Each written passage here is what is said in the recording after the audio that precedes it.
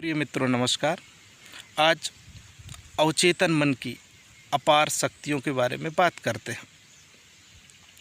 अवचेतन मन को जो इंसान समझ गया, अवचेतन की शक्तियों को जो इंसान जान गया, वो अपनी शक्तियों का बहुत उपयोग कर सकता है, अपनी शक्ति को समझ सकता है और एक सामान्य इंसान से एक महा इंसान बन सकता है। अवचेतन मन है क्या? हमारा मन है। मन के दो हिस्से हैं। एक हिस्सा है चेतन मन, एक हिस्सा है अवचेतन मन। चेतन मन का हिस्सा 10% है, अवचेतन मन का हिस्सा 90% है। अब जो ये चेतन मन है, चेतन मन एक द्वारपाल जैसा है। द्वारपाल का काम होता है कि आप द्वार में रहो, किसी को जाने मत दो,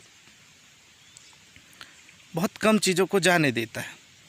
इसी तरह से जब द्वारपाल जो 10% हिस्सा है, बुद्धि से, द्वंद्व से जब भरा रहेगा, तनाव से भरा रहेगा, तो व्यक्ति अपने अंतस में प्रवेश नहीं कर सकता।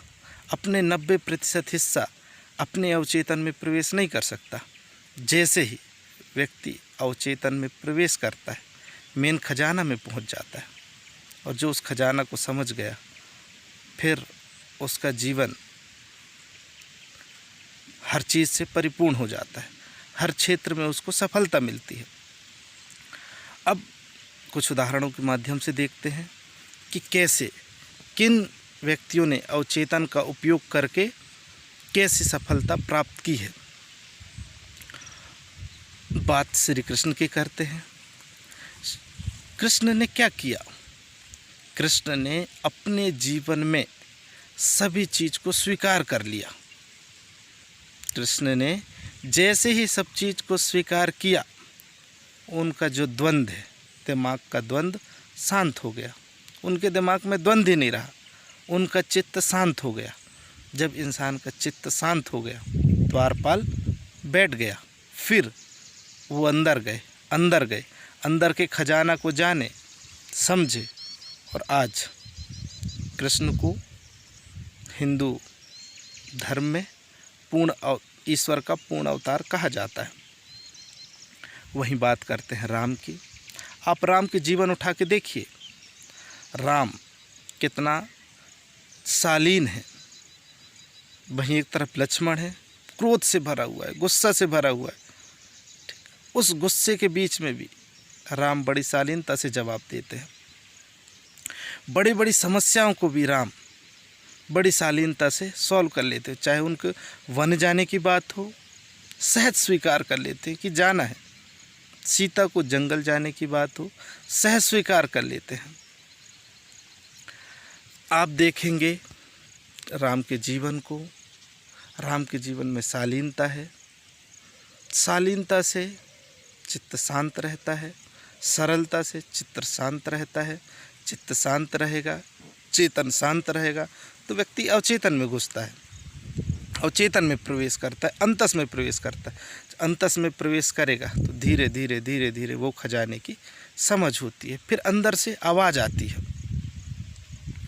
जीसस, मीरा, चैतन्य, नानक, इन्होंने प्रेम किया, प्रेम को समझा, प्रेम से मन का द्वंद्व समाप्त हुआ।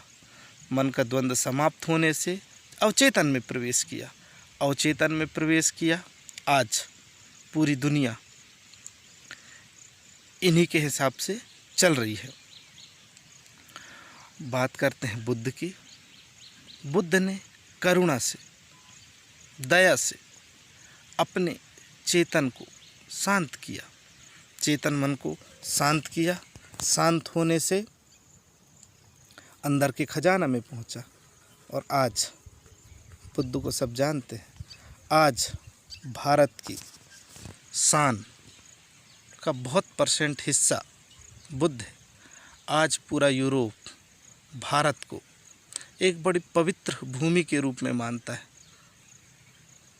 बुद्ध के कारण हिंदुओं ने बुद्ध को विष्णु का 10वां अवतार भी माना।